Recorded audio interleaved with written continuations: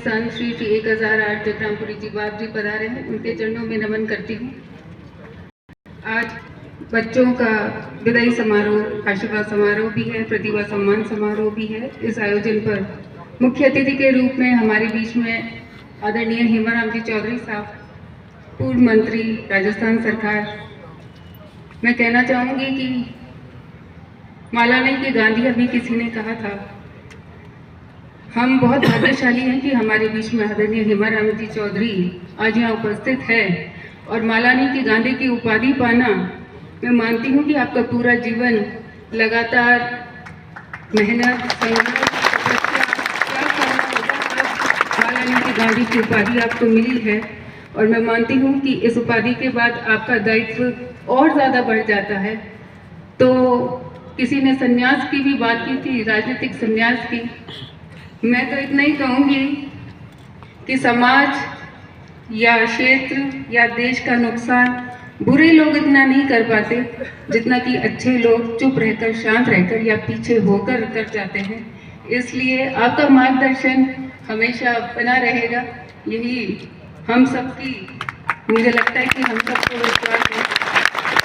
आज के कार्यक्रम की अध्यक्षता कर रहे आदरणीय हरीश जी चौधरी साहब, जो पूर्व में मंत्री रहे हैं, अभी विधायक रहे हैं।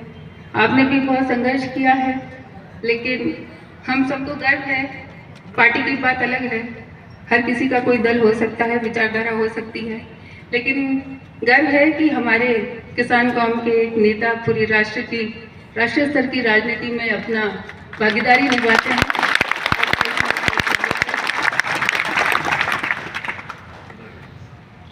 हमारे बीच में आदरणीय गुमनाराम जी जो एसपी हैं, आपका भी बहुत बहुत स्वागत है। आपका जोशीला भाषण है, आपका लेखन है, और मैं मानती हूँ कि भविष्य में भी आपकी तरफ से बच्चों को मार्गदर्शन मिलता रहेगा और हम मिलकर बाड़मेर के बच्चों को, युवाओं को सही दिशा में उनकी प्रतिभा के अनुसार ले जा पाएंगे।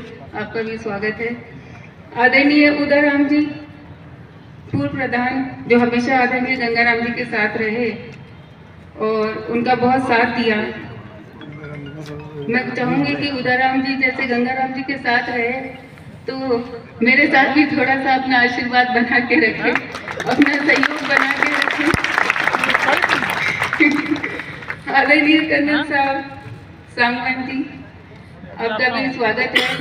आपने भी बच्चों को मार्गदर्शन दिया और आज जो फौजी साहब शेराराम जी का सम्मान हुआ, मैं धन्यवाद देती हूँ पूरी बोर्डिंग संस्था को, क्योंकि इनको सम्मान राष्ट्रपति पद से हो गया, लेकिन अफसोस की बात है कि हमारा जिला इनको सम्मानित नहीं कर पाया।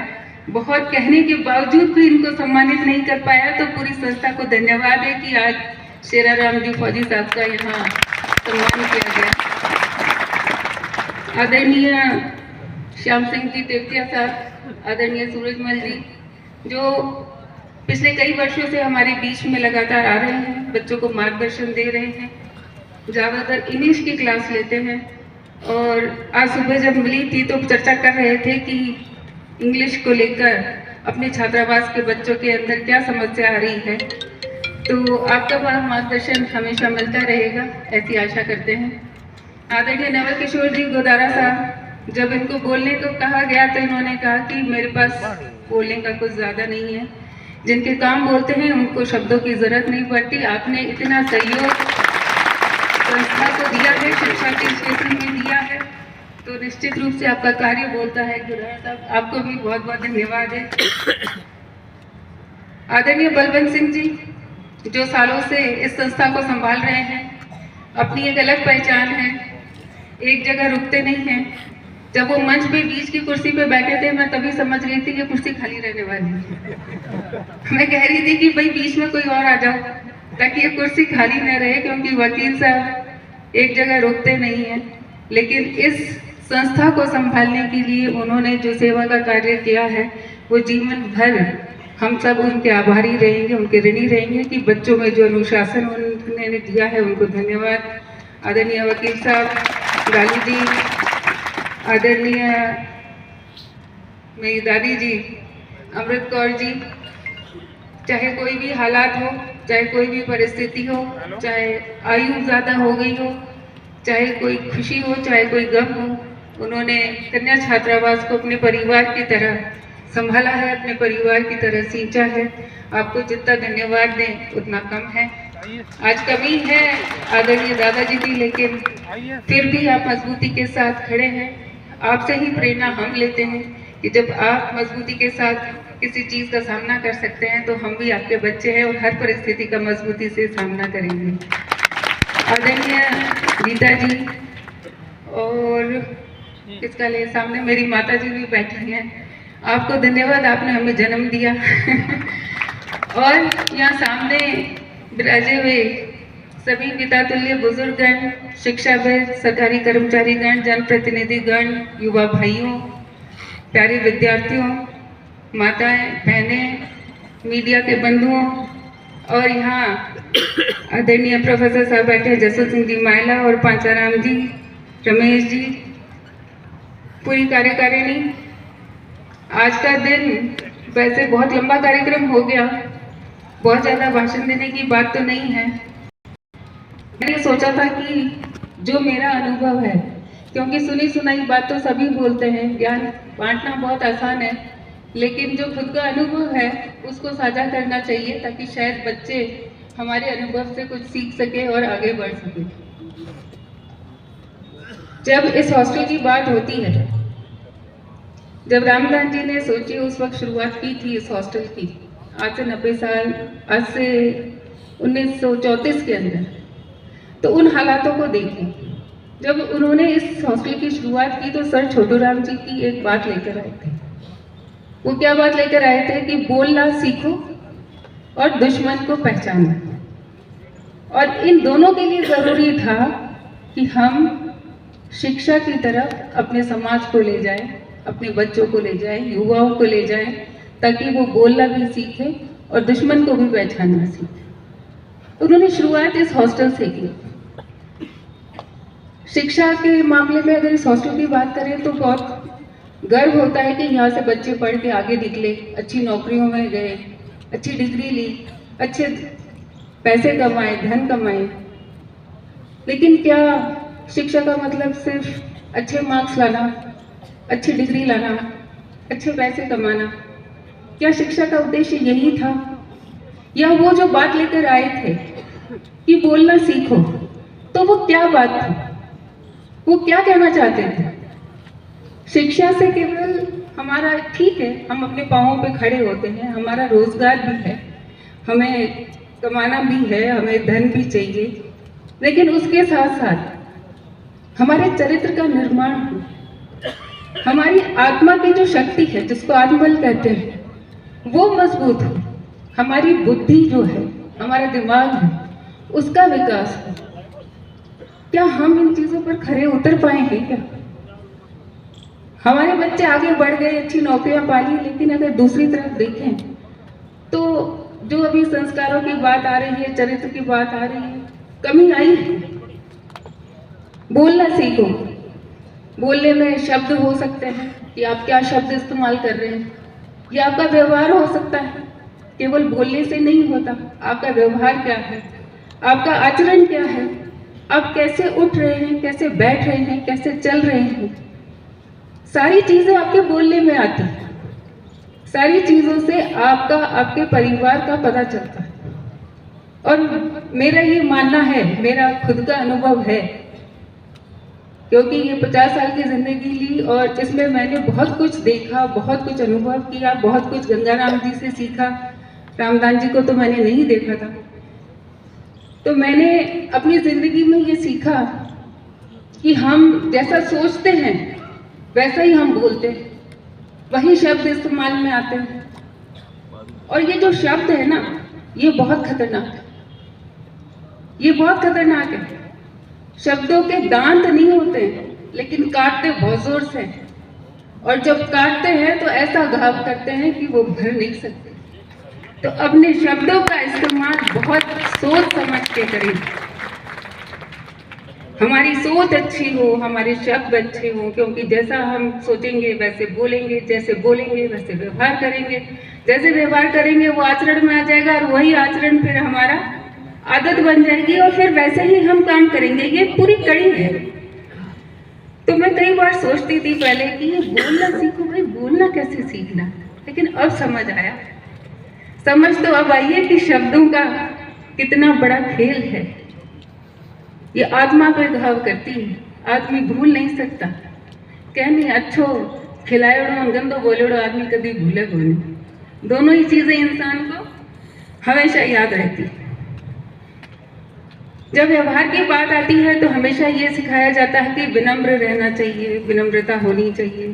बिल्कुल सही बात है, जिंदगी भर इसका पालन किया कि विनम्र रहना है, बड़ों का सम्मान करना है, करना भी चाहिए। लेकिन मुझे क्या कहा गया, आप बहुत सीधे हो, बहुत ही सीधे हो, बहुत भोले हो आप। जो किसी अधिकारी को गालियां निकाल के बात करे, जो लोगों को दुत्कार कर बात करे, जो लोगों की भावनाओं से खेले, उसके लिए होता है कमेंट, अरे वो तो बहुत बोल्ड है। क्यों बोल्ड है? कि उसको अगले को गालियां निकाल दे। तो ये बात मेरी समझ नहीं आई, लेकिन मैंने जिंदगी में ये अनुभव किया कि हाँ, आप विनम्र होना चाहिए। किसी को गालियां निकालना अपना संस्कार नहीं, किसी के खिलाफ बोलना, किसी के लिए गलत बोलना अपना संस्कार नहीं। लेकिन इतना भी विनम्र होना ठीक नहीं है कि जब आप झुको तो लोग आपकी पीठ को पायदान समझकर ऊपर चढ़े। इतना भी विनम्र होना ठीक नहीं। कहते हैं ना कि सिखाया ये जाता है कि विनम्र होना चाहिए, क्योंकि जब आंधी आती है तो जो पेड़ नरम होते हैं वो उस तूफान को झेल जाते हैं, और जो ज़्यादा कड़क होते हैं, सख्त होते हैं, वो उस तूफान को झेल नहीं पाते हैं। लेकिन मेरा कहना ये भी है कि जो ज़्यादा नरम होते हैं सबसे पहले कांटा भी उन्हीं को जाता है। तो इसलिए एक संतुलन बना के चलना है। जिंदगी में एक संतुलन होना चाहिए। अति हर चीज की खराब है, ज्यादा विनम्रता भी खराब है और ज्यादा बड़बोलापन भी खराब है।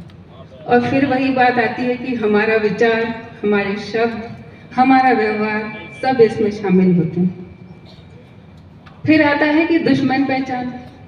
अब दुश्मन पहचाना तो भाई दुश्मन कैसे? फौजी साहब बैठे हैं, भाई दूसरे देश की सीमा पर तो दुश्मन सामने दिखता कि हाँ ये दुश्मन है और इसके खिलाफ है, इसको मरना है।